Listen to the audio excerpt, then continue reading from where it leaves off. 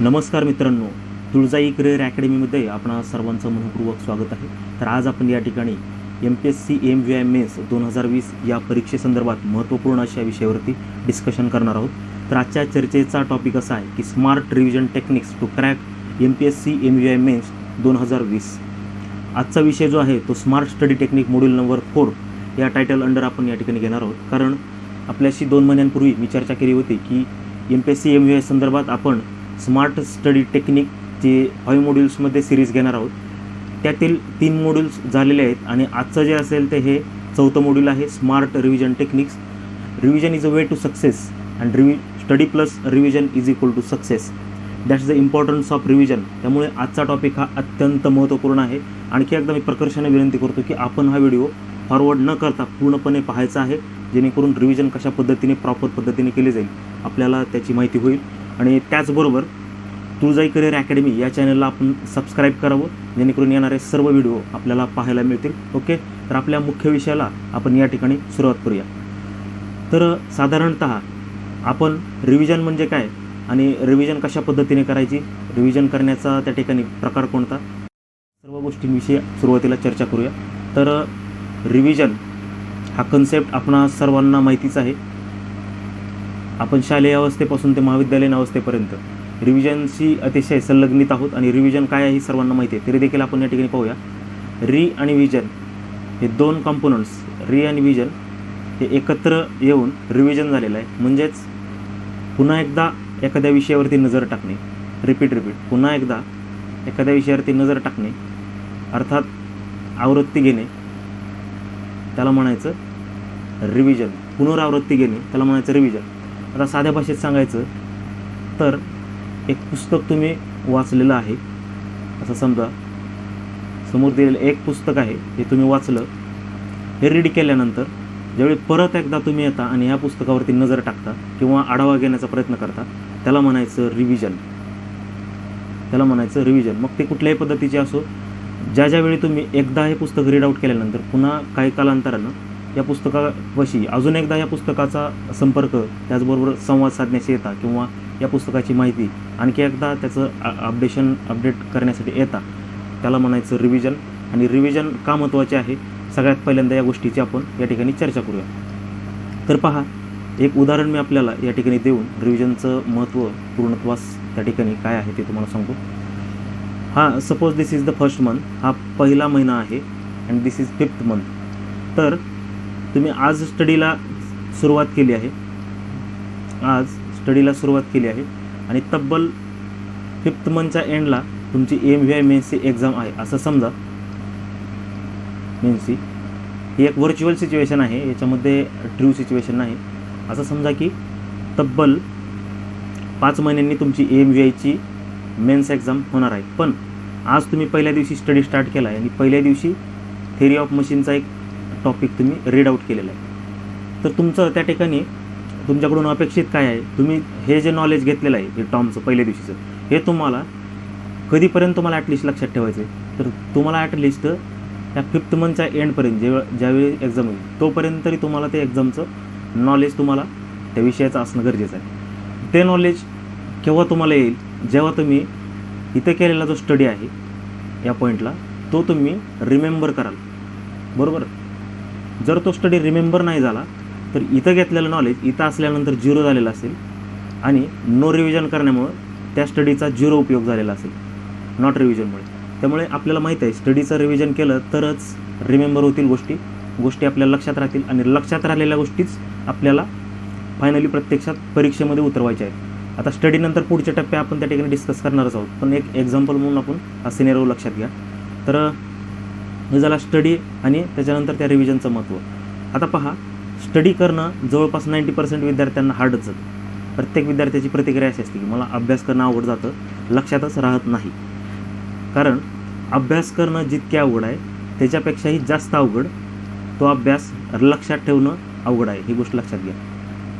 एखाद्या गोष्टीचा अभ्यास करणं जितकं आपल्याला अवघड जातं त्याच्याही पलीकडे जाऊन जर विचार केला तर तो अभ्यास केलेला लक्षात ठेवणं त्याच्याहूनही अवघड आहे. तर ही गोष्ट सोपी करायची असेल तर एकच उपाय, रिव्हिजन करा. कंटिन्युअसली रिव्हिजन करा. रिव्हिजनचे मॉड्यूल्स तयार करा. मॉड्यूल्समध्ये रिव्हिजन करा डेली विकली, आणि ते कशा पद्धतीने करायचे याची आपण या ठिकाणी चर्चा करूया. हे 90% स्टडी करणाऱ्या विद्यार्थ्यांचं एक असं मत आहे की बाबा अभ्यास करणं सोपंच आहे, पण त्यांना अवघड का जातं तर ते लक्षात राहत नाही. लक्षात का राहत नाही तर प्रॉपर रिव्हिजन नाही. जर तुम्ही स्टडी विथ रिव्हिजन स्टडी राहू दिला तुमचा चालू प्रिपरेशन, तर तुम्हाला लक्षात राहायला काहीच अवघड होणार नाही. तर टप्पे कसे पाडायचे आणि कशा पद्धतीने AMVIच्या संदर्भामध्ये रिव्हिजन करायची याची सखोल चर्चा या ठिकाणी करूया. तर एका व्हिडिओमध्ये how to prepare and crack AMVI mains 2020 या व्हिडिओमध्ये मी आपल्याला एक फॉर्म्युला, त्या ठिकाणी एक सक्सेसचा फॉर्म्युला सांगितला होता की AMVI मेन्स किंवा कुठलीही एक्झाम, तर या ठिकाणी आपण AMVI मेन्सविषयी चर्चा करतोय. त्यामुळे AMVI मेन्सचं एक्झाम्पल घेऊया की क्रॅक करण्यासाठी तुम्हाला कुठल्या कुठल्या गोष्टींची आवश्यकता आहे. ॲक्टिव्हिटीज, स्टडी एक नंबरला तुम्हाला पाहिजे, स्टडी. त्याच्यानंतर रिव्हिजन, त्याच्यानंतर आहे प्रॅक्टिस, आणि त्याच्यानंतर आहे मॉक टेस्ट. या 4 गोष्टी निश्चितच तुम्हाला कराव्या लागतील. Study, revision, mock test practice and mock test या 4 गोष्टी तुम्हाला कराव्याच लागणार आहेत. आता पहा, काही विद्यार्थ्यांचं, काही म्हणण्यापेक्षा 90% विद्यार्थ्यांचं म्हणणं असं असतं की मी सगळा अभ्यास केलेला होता, 100% अभ्यास केलेला होता, पण माझी एक्झाम 5 ते 10 मार्कांनी हुकली. हे प्रत्येकाच्या जवळपास प्रत्येकाचं असतं. विद्यार्थ्यांचा अभ्यास, त्यांचं कष्ट घेण्याची तयारी खूप असते, हार्डवर्किंग असतात, पण आपल्या प्रिपरेशनला प्रॉपर वेळ न भेटल्यानं ह्या गोष्टी होतात. मी देखील काही अंशी प्रमाणात त्याच पद्धतीचं एक माझ्यासोबत देखील घडलेलं होतं, आणि त्या अनुभवातूनच मला ही स्ट्रॅटेजी समजलेली आहे, आणि भविष्यामध्ये ह्या स्ट्रॅटेजीचा खूप उपयोग होणार आहे. AMVI मेन्स 2017मध्ये रिव्हिजनचा मला खूप फायदा झाला होता, पण काही कारणास्तव वेळ अपुरा पडला, आणि इथून पुढे झालेल्या चुका सुधारून आपण त्या ठिकाणी सुधारणा करू शकतो. तर विद्यार्थी 100% अभ्यासाला देतात, पण बाकीच्या या 3 गोष्टी रिव्हिजन, प्रॅक्टिस आणि मॉक टेस्ट या देखील अन्यसाधारणच महत्त्व आहे ना. तर एक्झाम क्रॅक करण्यासाठी आपल्याला केवळ स्टडी महत्त्वाचा नाही, केवळ अभ्यास करून अभ्यास तर महत्त्वाचा आहेच, अभ्यास महत्त्वाचा आहे, पण पूर्णतः अभ्यास सफिशियंट नाही ना. पूर्णतः अभ्यासच महत्त्वाचा नाही, फक्त त्यासोबत रिव्हिजन पाहिजे, प्रॅक्टिस पाहिजे, मॉक टेस्ट पाहिजे. This is the most important thing. Study सगळ्यात महत्त्वाचा आहे, हे मान्य आहे, पण केवळ तुम्ही स्टडीज करत बसलात आणि बाकीच्या 3 गोष्टी नाही केल्या तर तुम्हाला एक्झाम क्रॅक होताना निश्चितपणानं अडचणी येण्याची शक्यता आहे. त्यामुळे आपण एक्झाम केव्हा क्रॅक होतो त्याचा फॉर्म्युला आहे study plus no revision. Study plus no revision is equal to no proper study. Study plus no revision is equal to no proper study. Then study plus revision, स्टडीला जर रिव्हिजनची जोड दिली तर तो झाला प्रॉपर स्टडी.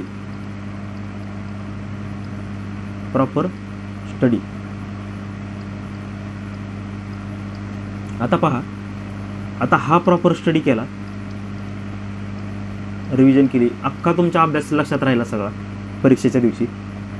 या एक्झाम हॉलमध्ये तुम्ही गेला, केवळ प्रॉपर स्टडी करून गेला, पहिली स्टेप फक्त तुमची पूर्ण आहे, त्यानंतर दुसरी स्टेप पण पूर्ण आहे, आणि इथं गेला तर इथं कोणत्या प्रकारचे MCQ विचारले गेले, फिरवून विचारले गेले, कशा पद्धतीने आडवे तिडवे कशाही पद्धतीने विचारले गेले, किंवा क्रॉस क्वेश्चनिंग झालं, त्या ठिकाणी डिफिकल्टी लेवलवर विचारले, तर या ठिकाणी तुम्हाला तुमचा चारीमुंड्याची असा पराभव होण्याची शक्यता आहे. कारण का तर तुम्ही युद्धाचा अभ्यास केला पण शत्रूच्या चालीचा अभ्यास नाही केला.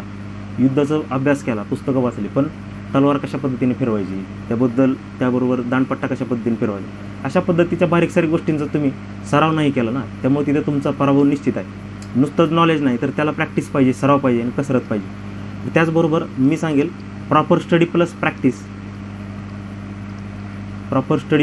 प्रॅक्टिस हे झालं प्रिपेरेशन.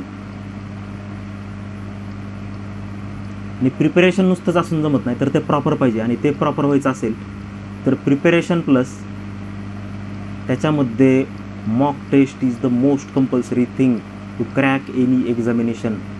कुठल्याही क्लासचे असू द्या, mock test is the most thing to crack any of the examination.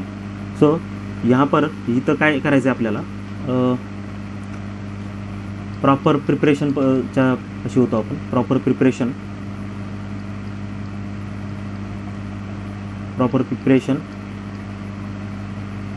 Is equal to preparation plus mock test इथंपर्यंत होतो आपण. आणि हे प्रॉपर प्रिपरेशन जे आहे ते तुम्हाला घेऊन जाणार आहे वे टू सक्सेस.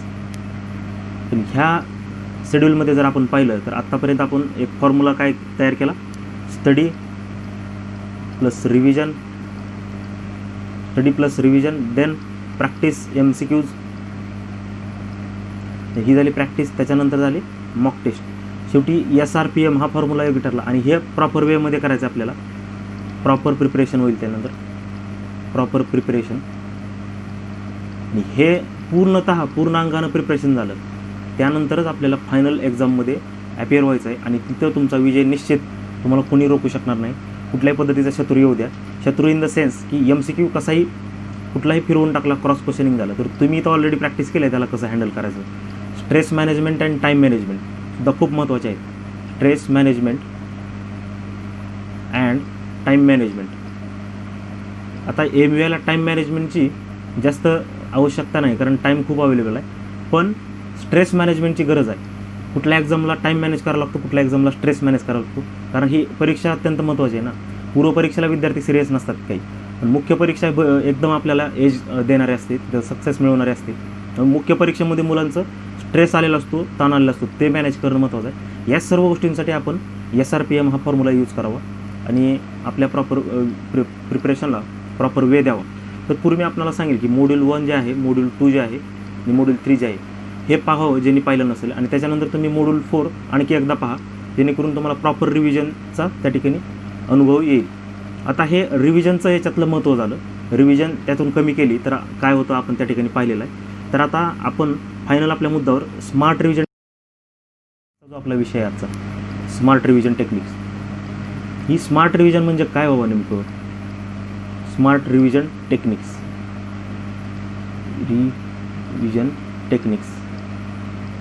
ही कशी करायची?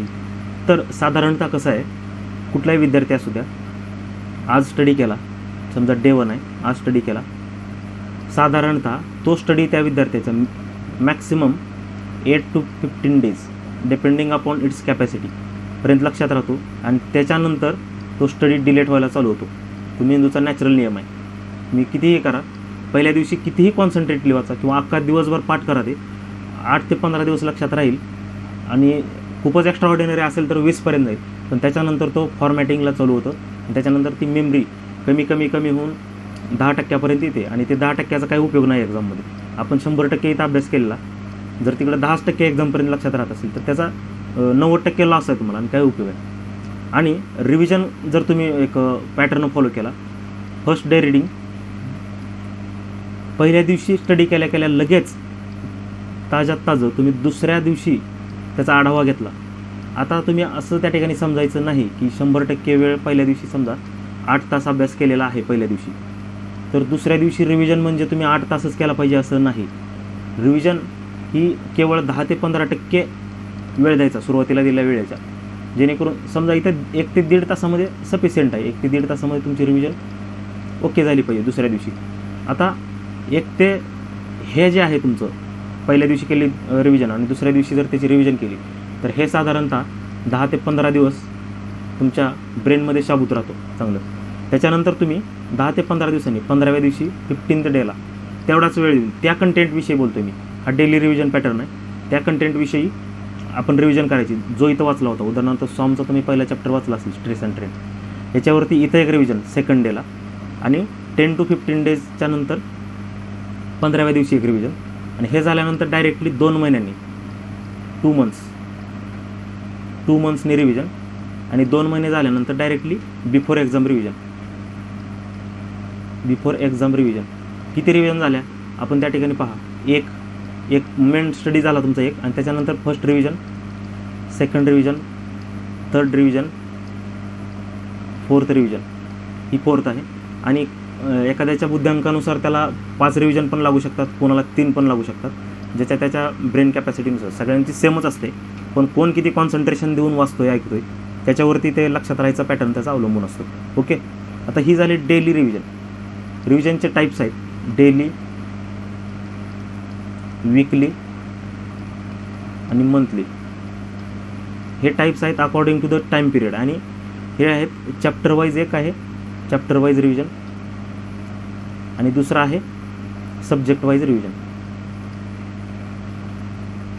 Subject wise revision. Smart revision टेक्निक्समध्ये आता आपण डेली रिव्हिजनची चर्चा केली चॅप्टर वाईज. आता ही कधी बेटर राहील की तुम्ही सब्जेक्ट संपण्याची वाट न पाहता एक चॅप्टर झाला की दुसऱ्या दिवशी लगेच त्याची रिव्हिजन, त्याच्यानंतर एका आठवड्याने त्याची रिव्हिजन आणि त्याच्यानंतर एका महिन्यानं त्याची रिव्हिजन. ही झाली सब्जेक्ट वाईज आणि day 1 day 2 day by revision. त्यानंतर वीकली रिव्हिजन कशी करायची. एका आठवड्यामध्ये जर तुमचा एक सब्जेक्ट पूर्ण झाला, पूर्ण एक सब्जेक्ट, तर तो सब्जेक्ट ह्या आठवड्यामध्ये आपण कोणता सब्जेक्ट पाहिला आहे तर संडे किंवा एखादा डे तुम्ही अलॉट करा आणि त्या दिवशी पूर्ण वीकली रिव्हिजन करा त्या सब्जेक्टची. मग तुमची इथं चॅप्टर वाईज रिव्हिजन जरी झालेली असली तर पुन्हा एकदा त्या सब्जेक्ट वाईजमध्ये त्याला घ्यायचं.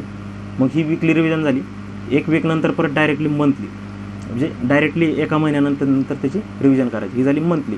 आणि डिरेक्टली परत बिफोर मॉक टेस्ट देण्याच्या अगोदर एक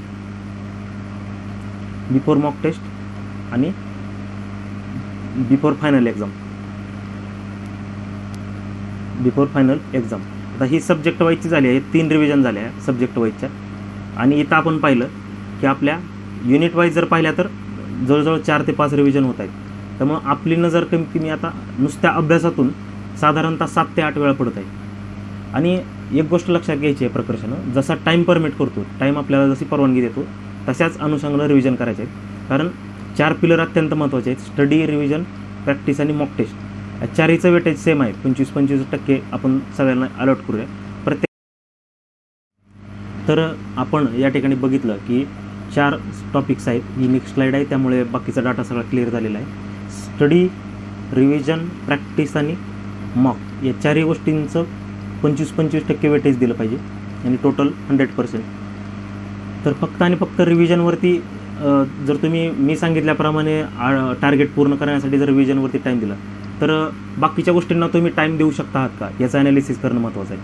तर आपण 25-25% टाईम प्रत्येकाला स्टडीला, रिव्हिजनला, प्रॅक्टिसला, मोटिव्हला असं, आणि तुमच्या सोयीनुसार हे पर्सेंटेज बदलू पण शकतं. पण रिव्हिजनला जर तितका टाईम जेवढा अवेलेबल असेल, जेवढा आता इथून पुढे समजा किती महिने शिल्लक आहेत त्यानुसार किती रिव्हिजन झाल्या पाहिजेत ते आपल्याला त्या ठिकाणी लक्षात आलं पाहिजे. 8च रिव्हिजन झाल्या पाहिजेत, 7च रिव्हिजन झाल्या पाहिजेत. पण टाईम कमी आहे तर त्या ठिकाणी तुम्ही टाईमनुसार डिसाईड करा की किती रिव्हिजन आपल्याला करायचे आहेत. ओके, कुणासाठी 4 होतील, कुणाच्या 5 होतील, कुणाच्या 6 होतील.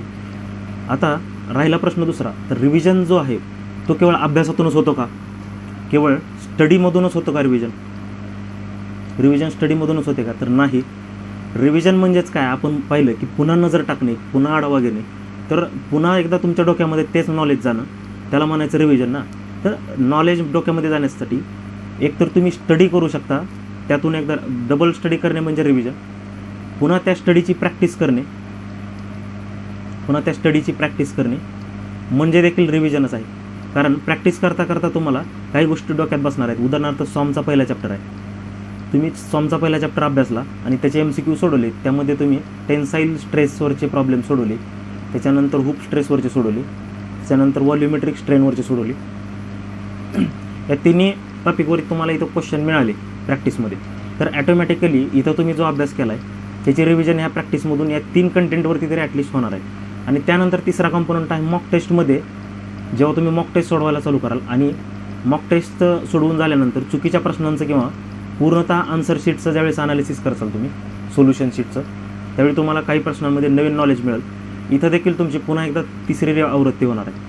त्यामुळं 3 अँगलने तुमचं एका बिटवरती 3 अँगलने तुमची नजर पडणार आहे.